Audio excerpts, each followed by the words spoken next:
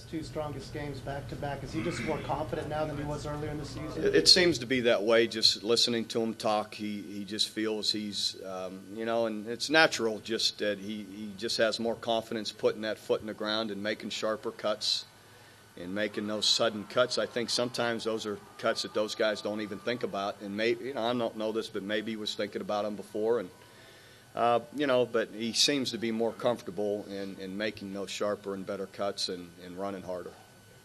How well is your secondary playing at this point? Well, at times good, and then at times we've given up some big plays. Again, some of it their fault, some of it fault of letting people out too long. Anytime you have a guy that avoids pressure and is out there for 6 seconds, everything gets distorted and breaks down. So we need to, when that happens, stay in better coverage longer.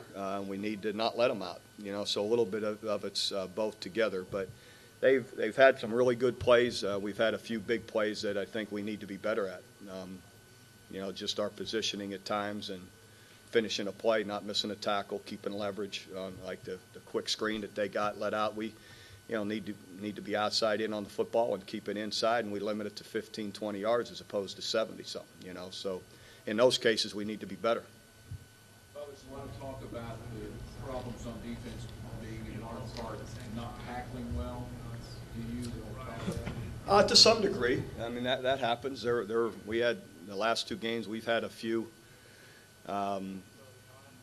we've had some missed tackles that have led to some plays, definitely. And the other day we, had several on their quarterback that led to some plays that could have been positives for us or lost yardage plays that we let them get out and get positive yards or pick up a first down. And so there is a degree to, there's no question that's part of it. Coach, just getting back to Frank, he said you and several of the coaches visited him in the hospital. What kind of words of encouragement were you giving to him? Well, we're just, when something like that happens, you're just thankful and that he's okay, that it's not worse than it is, and know he's going to miss a period of time. When you look at those kind of situations and you look at a young man's life, that's what matters. So as much as anything, just wanted to know we were glad he was okay and going to be okay, and that it wasn't worse than it was. And and that just give it time to heal, and there's a good part of the season left. We'll get you back. Play either side. Yes. Mm-hmm. Bob, you had to be happy with a 27-point halftime lead, but did any part of you look at the scoreboard, 55 to 28, and think, what the heck's going on? No question. I don't like that at all.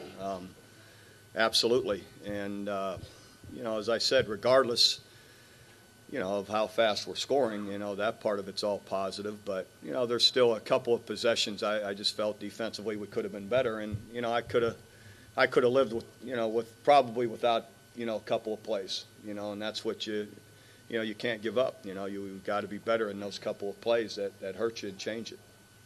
What does Nebraska do offensively? Is it still West Coast offense that they have been running under Coach Callahan? To some degree, they're still they don't motion and shift around quite as much lately as they had been doing, but you see a lot of mix of they're definitely running the football and then play action passing and an intermediate passing and play action and going deep. They'll mix it up, but they're definitely mixing the two of them together and doing a good job with it.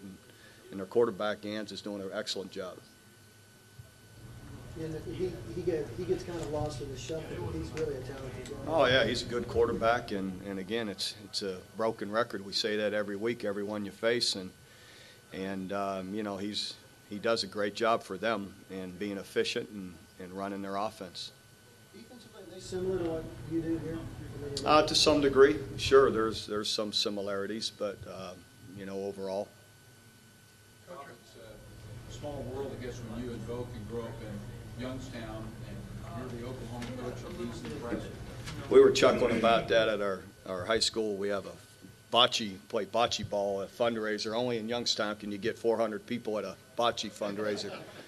But sold out and no room for anyone else. But it's just kind of ironic that two guys here from the same town or Oklahoma and Nebraska, and with all the different ties we have, it's exciting. And and I know we both pull for each other, and And, it's a good thing.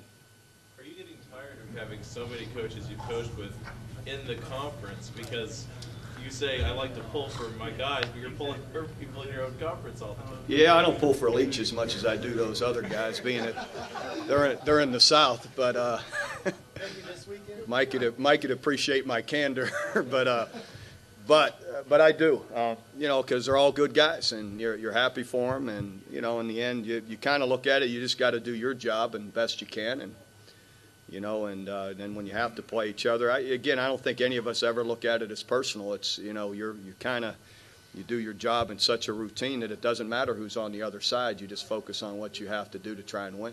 Are you at all? I've asked you before if you root for the conference when you're not involved, and you've always said no. I mean, it's just you don't. But so are you conflicted? Because if you would typically not, then you've got all these friends. Or is there no conflict? Well, I'm always rooting for guys that you know well, and as I've gotten older, I probably root for the rest of the conference a little more maybe than I used to. But in the end, it's hard not to when you have personal ties with guys and long personal ties to not pull for them. We always do. I assume you'll be rooting for Mike maybe this week. Every week. Oh, I thought you were talking to my brother. He's off though, so I should have known Mike Leach. Yeah, but again, they're doing an excellent job. So, But if you're in a little bit of a business of scoreboard watching the next few weeks, particularly this Saturday, you need Tech to win.